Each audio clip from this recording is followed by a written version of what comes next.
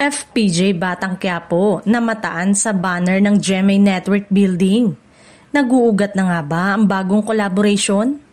Patuloy na napupuno ng espekulasyon sa social media matapos kumalat ang isang letrato kung saan makikitang nakadisplay sa GMA Network Building ang ilang promotional banners para sa GMA Pinoy Bundle sa I Want app ng ABS-CBN.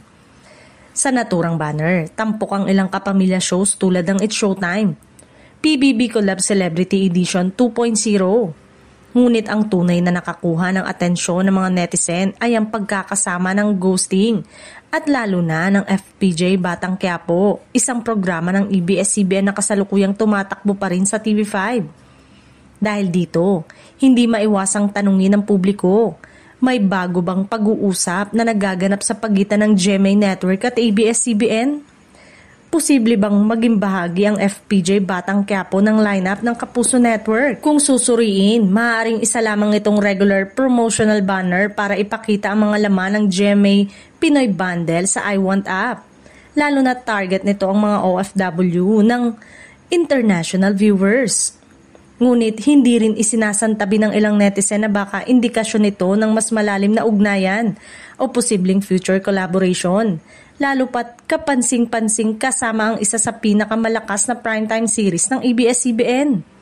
Sa ngayon, wala pang opisyal na pahayag mula sa GMA o ABS-CBN kung bakit ito naka-feature sa banner. Kaya't ayon sa trending analysis, pinakamaina may mag-abang at maging mapanuri lalo pat nagbabago ang landscape ng TV partnership sa bansa.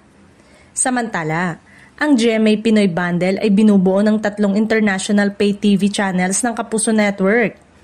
GMA Pinoy TV, GMA Live TV at GMA News TV International na nagbibigay serbisyo sa mga Pilipino abroad.